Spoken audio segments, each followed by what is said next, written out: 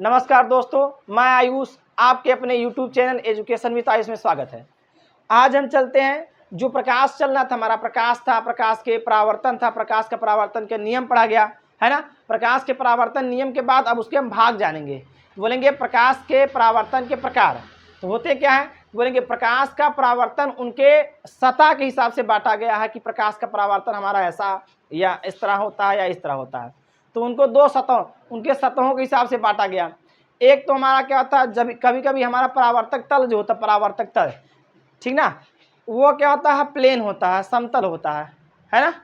और एक क्या होता है जो हमारा उबड़ा खुड़ा, मतलब उबड़ा उबड़ा होता है, मतलब उबड़ा और क्या बोलते हैं, ऊंचे ऊंचे और नीचे करके होता है, या बोलेंगे खुरदुरा होता है ना, उबड़ खाबड़ बोल सकते हैं, है ना। तो उसे हम क्या बोलेंगे, या फिर बोलेंगे उसमें क्या होता है, खुरदुरा होता है। खुरदुरा होने के पश्चात जो प्रकाश होता है वह भी परावर्तित होता है, लेकिन अपने सही रूप से नहीं परावर्तित हो जाता है, ठीक ना। देखिए कभी कभी हम देखते हैं शीशा हम चमकाते हैं, जब उसका सूर्य का प्रकाश उस पर हम आपतित कराते हैं, आपतित कराने के बाद जो शीशा होता है पूर्ण रूप से क्या करता है, परावर्तन करके एक क्या बना देता है, वही प्रकाश को वापस भेज देता है। लेकिन कभी कभी देखते हैं कि जो ऐसा कुछ ऐसे पार्ट होते हैं शीशे के जिसमें क्या होते हैं, वो सही से पॉलिश नहीं किए जाते, तो क्या होते हैं, वो प्रकाश का परावर्तन हो नहीं पाता पूरा, वहीं बिखर जाते हैं। सब क्या होते हैं, जितने भी हमारे प्रकाश किरण आते हैं सब क्या होते हैं, बिखर जाते हैं, ठीक ना। तो उनके हिसाब से प्रकाश के परावर्तन को दो प्रकार में बांटा गया, परावर्तन को दो भागों में बांटा गया। परावर्तन का मतलब होता है कि जो प्रकाश आया वह कितना दूर तक फैल सकता है या कितना दूर वापस हुआ। परावर्तन का मतलब बताया गया था कि जब कोई प्रकाश किरण एक माध्यम से आती है और माध्यम के सतह से टकरा के फिर उसी माध्यम में वापस लौट जाती है, ये पूरी घटना क्या कहलाती है, प्रकाश का परावर्तन कहलाती है। ये नहीं बताया गया था। अब परावर्तन दो तरीके से बोल सकते हैं, बोलेंगे एक तो खुरदुरा सतह पर हो सकता है, एक हमारा एकदम समतल है, साफ साफ जो हमारा होता है, प्लेन होता है ना, उस पर हमारा क्या होता है, प्रकाश का परावर्तन हो सकता है। चलिए देखते हैं, तो बताएंगे प्रकाश के परावर्तन के प्रकार। बोलेंगे परावर्तन के प्रकार बोलेंगे परावर्तक पृष्ठों के प्रकृति के आधार पर इनको दो भागों में बांटा गया है। हम क्या बोलेंगे, परावर्तक पृष्ठ का मतलब होता है जो हमारा परावर्तक तल होता है उसे क्या करते हैं, हम बताएं ना कि कभी कभी हमारा एकदम सिंपल या सादा बोलेंगे साफ होता है ना, समतल होता है, और कभी कभी खुरदरा भी हो सकता है। तो उनके हिसाब से इन्हें दो भागों में बांटा गया है। पहला बताया जा रहा नियमित परावर्तन और एक होता है अनियमित परावर्तन। नाम से ही हम जानेंगे नियमित परावर्तन क्या होता है, अनियमित परावर्तन क्या होता है। नियमित परावर्तन का मतलब होता है कि वह अपने जिस नियम से आया है उसी नियम से चला जाएगा, जिस नियम से आया प्रकाश उसी नियम से चला जाएगा। और अनियमित मतलब जिस नियम से आया उस नियम का पालन नहीं करेगा, छोड़ के दूसरे नियम का फॉलो करना शुरू कर देगा, उसे बोलेंगे अनियमित परावर्तन। ठीक, चलिए देखें नियमित परावर्तन क्या होता है, परिभाषा बनाएंगे। बोलेंगे जब प्रकाश का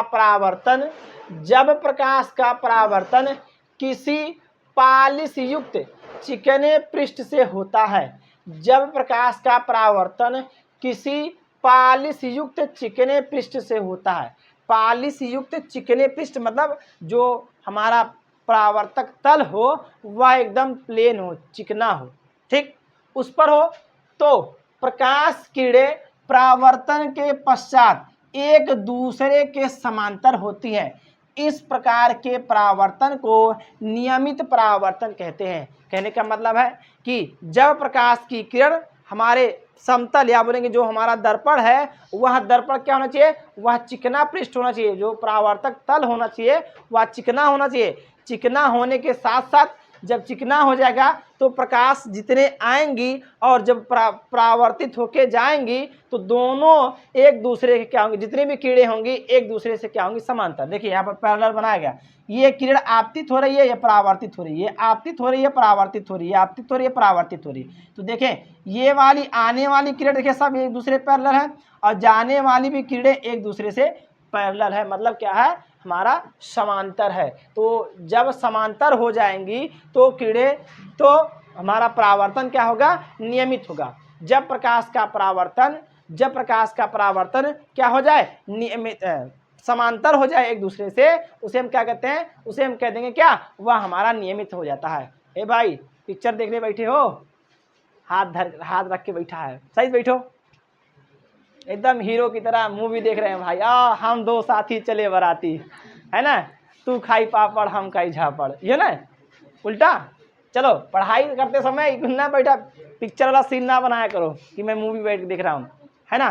चलिए देखिए, अनियमित परावर्तन क्या बताया जा रहा, बोलेंगे जब प्रकाश का परावर्तन किसी खुरदरे पृष्ठ से होता है, जब प्रकाश का परावर्तन किसी खुरदरे पृष्ठ से होता है तो प्रकाश किरणें परावर्तन के पश्चात विभिन्न दिशाओं में फैल जाती है। क्या होती है, विभिन्न दिशाओं में फैल जाती है, अलग अलग दिशा में। मतलब प्रकाश खुरदरे पर जब आएगा, जब प्रकाश किरणें जो परावर्तक पृष्ठ रहेगा वह खुरदुरा रहेगा। अब प्रकाश का परावर्तन हुआ उस पर, होने के बाद जो प्रकाश रहेगा वह अलग अलग विभिन्न माध्यम या अलग अलग माध्यमों में या अलग अलग दिशाओं में फैल जाते हैं। तो उस घटना को हम क्या कहते हैं, अनियमित परावर्तन कहते हैं। देखिए ये प्रकाश किरण आई, आपतित हुई या आपतित हुई, सब किरणें आपतित हुई, आपतित होने के बाद ये देखिए इधर जा रही है, ये इधर जा रही है, ये इधर जा रही है, ये इधर जा रही है। मतलब कहने का जो किरण थी हमारे आपतित हुई, आपतित होने के बाद परावर्तित जब होने लगी तो वह अपना दिशा छोड़कर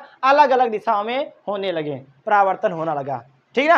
चलिए देखते हैं, अब ये हमारा क्या था, परावर्तक पृष्ठ था।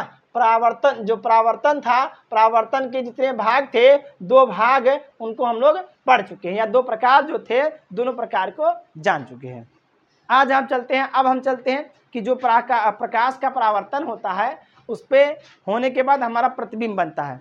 प्रतिबिंब कैसा बनेगा, है ना, किस प्रकार का बनेगा, है ना। इसके बाद हमारा जो प्रतिबिंब होगा, कैसे कैसे हमारे अच्छे तरीके से प्रतिबिंब कब बनते हैं, कब हमारे खराब प्रतिबिंब बनते हैं, है ना। देखते हैं, जैसे हम शॉपिंग मॉल में जाते हैं या सैलून में जाते हैं, ब्यूटी पार्लर में जाते हैं, तो जो दर्पण या मतलब शीशा लगा होता, शीशा मिरर जो लगा होता, वहाँ जाके खड़े होकर देखते हैं तो अगर बाल झाड़ते देखते बहुत सुंदर लग रहे हैं हम, और वास्तव में क्या रहते हैं हम लोग, क्या रहते हैं हम लोग, अच्छे नहीं लगते ना, एकदम वो वाला लगते हैं, क्वालिटी वाला, उच्च क्वालिटी के वो लगते हैं ना। अगर हम लोग देखते हैं, जैसे कपड़ा वपड़ा लेने जाते हैं, जहाँ पर अगर शॉपिंग मॉल में जाएंगे तो वहाँ पर मिरर लगा रहेगा सब तरफ। अब उसमें जब हम कपड़ा पहनेंगे, जो भी कपड़ा पहनेंगे हमको बहुत अच्छा दिखाई देगा, और अभी वही कपड़ा लेके आके घर पे पहनेंगे तो देखें अरे वहाँ अच्छा लग रहा था, यहाँ अच्छा नहीं लग रहा है। ऐसा क्यों होता है, यह हमारे उसके जो परावर्तक पालिश होती है उसके कारण की होती, उसके कारण से होता है ना। ठीक, देखिए अब परावर्तक पृष्ठ जो होता है अगर अच्छे से हो जाता है, मतलब कहने का अगर पालिश अच्छे तरीके से किया था, लेप जो किया था अच्छे तरीके से किया जाएगा तो शीशा बहुत अच्छा बनेगा और हमारा जो प्रतिबिंब बनेगा वह बहुत अच्छा बनेगा मिरर में। अगर सही से पालिश नहीं, उच्च क्वालिटी के जो परावर्तक या पालिश जो होता है उसे नहीं लगाते हैं तो वह क्या होता है, वह सही से पालिश लगने या ना लगने के कारण हमको जो प्रतिबिंब होता है वह सही से बनता नहीं है, इसलिए हम अच्छे नहीं दिखते हैं। ब्यूटी पार्लर में चलिए लड़की लोग, यार देखिए बहुत निकल लगती, घर आ गए ठग लेस हम 10,000 रुपया लेके हम ठग लेस, इतना मेकअप कैले लेकिन निक ना लगा थी, है ना, यही ना बोलती हैं। चलिए देखते हैं, अब वही प्रतिबिंब होता है। चलिए प्रतिबिंब कैसा बनता है उसके बारे में जानते हैं। तो बोलेंगे प्रतिबिंब इमेज क्या होता है ना, किसी वस्तु से चलने वाली प्रकाश की किरणें, किसी वस्तु से चलने वाली प्रकाश की किरणें परावर्तन या अपवर्तन के पश्चात, इसमें दोनों डाल दे रहे, परावर्तन भी हो सकता है अपवर्तन भी हो सकता है। आगे अपवर्तन की घटना हम लोग अलग करके चैप्टर करके पढ़ेंगे, अलग घटना या अलग चैप्टर करके पढ़ लेंगे अपवर्तन। तो यहाँ पर परावर्तन जान रहे हैं, परावर्तन अभी बता रहे हैं, आगे अपवर्तन जब आएगा तब भी हो उसमें। तो अपवर्तन हो चाहे परावर्तन हो तो प्रतिबिंब इमेज जो होती है हमारी बनती रहती है। ठीक, चलिए देखिए परिभाषा क्या बताया जा रहा है इसमें, किसी वस्तु से चलने वाली प्रकाश की किरणें परावर्तन या अपवर्तन के पश्चात जिस बिंदु पर काटती है या काटती हुई प्रतीत होती है उसे वस्तु का प्रतिबिंब कहते हैं। मतलब कहने का जो आपतित किरण हो रही है वहाँ क्या थी, परावर्तन हो या अपवर्तन के पश्चात जिस बिंदु पर जाके कट जाएगी, मिल जाएंगी जहाँ पर, वहीं पर उसका प्रतिबिंब बन जाएगा। अगर दूर मिलेगा तो दूर बड़ा प्रतिबिंब बनेगा, पास में बनेगा मतलब पास अगर मिल जाए छोटा प्रतिबिंब बनेगा। है ना। तो उसके गुण के हिसाब से आगे हम लोग जब पढ़ेंगे, जो दर्पण होगा उस दर्पण में जब हम पढ़ेंगे उसमें बताया जाएगा कि कब प्रतिबिंब दूर बनता है, कब छोटा बनता है, कब बड़ा बनता है, कब उसके बराबर बनता है ना। तो उसके हिसाब से हम लोग जानते रहते हैं। आगे बढ़ते हैं। प्रतिबिंब जो होते हैं दो प्रकार के होते हैं, या बोलेंगे जो प्रतिबिंब होता है, प्रतिबिंब का प्रकार कितना होता है, दो होता है। एक रियल होता है, एक वर्चुअल होता है। मतलब कहने का एक वास्तविक प्रतिबिंब होता है, एक आभासी होती है। वास्तविक प्रतिबिंब का मतलब होता है ऐसा प्रतिबिंब जो सही सही में हमको दिखाई दे या कट जाए, सही से कटान बिंदु सही सही से मिल जाए, तो उसे हम क्या कहते हैं, उसे वास्तविक प्रतिबिंब कहते हैं। और जो आभासी, आभासी मतलब समझते हैं, जिसे हम लोग क्या बोलते हैं, हमें आभास होता बा आज हम मार खाई जाए, ऐसे नहीं बोलते आज हमको लग रहा है कि हम आज मार खा जाएंगे या हमारा टेस्ट हो जाएगा, तो आभास होता है। तो वैसे वो भी आभासी प्रतिबिंब बनाता है। आभासी प्रतिबिंब क्या होता है, केवल आभास करा के बता देता है हाँ यहाँ पर प्रतिबिंब बन सकता है, सही में लेकिन बनता नहीं है। क्या करते हैं, केवल आभास करते हैं, है ना, कल्पना करते हैं, ज्यूम करते हैं। ठीक, चलिए देखिए। तो वास्तविक प्रतिबिंब क्या होता है, यदि परावर्तित या अपवर्तित कीड़े एक दूसरे को वास्तव में मतलब सही सही काटती हैं तो जो बना प्रतिबिंब रहेगा वह वास्तविक प्रतिबिंब कहलाएगा। फिर से बताते परिभाषा, क्या बताया जाए, यदि परावर्तित या अपवर्तित किरण एक दूसरे को वास्तव में मतलब सही में काटती है तो बना प्रतिबिंब वास्तविक प्रतिबिंब कहलाता है।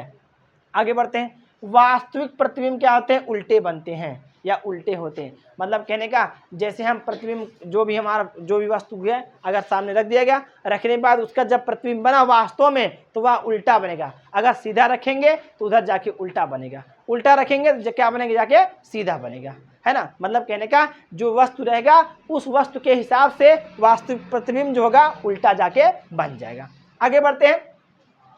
आभासी प्रतिबिंब क्या होता है, यदि परावर्तित या अपवर्तित किरण एक दूसरे को पीछे बढ़ाने पर काटती है तो बना प्रतिबिंब आभासी प्रतिबिंब कहलाता है। कहने का मतलब ये सही नहीं काटेंगी, इसे हम पीछे बढ़ा लेंगे थोड़ा सा, और पीछे जैसे बढ़ाएंगे तो इसे जाके कट जाएगा, और कटने के पश्चात जो प्रतिबिंब बन जाएगा उस प्रतिबिंब को क्या कहेंगे हम लोग, आभासी प्रतिबिंब। आभासी प्रतिबिंब कैसा बनता है, बोलेंगे आभासी प्रतिबिंब सीधा होता है, ठीक ना, सीधा वस्तु रखा जाएगा सीधा बन जाएगा जाके। वास्तविक में क्या होगा, सीधा रखेंगे तो क्या बनेगा, उल्टा जाके बनेगा, ठीक ना। तो आभासी और वास्तविक दो प्रकार होते हैं। जो प्रतिबिंब होता है, प्रतिबिंब प्रकार, तो प्रतिबिंब कब बनता है, बोलेंगे जब प्रकाश की किरण एक दूसरे को क्या करती है, प्रच्छेद करती है, वही कटान बिंदु जहाँ होता है वहीं पर प्रतिबिंब बनता है। प्रतिबिंब कितने प्रकार के होते हैं, दो प्रकार के। पहला क्या होता है, वास्तविक प्रतिबिंब होता है, एक आभासी प्रतिबिंब होता है।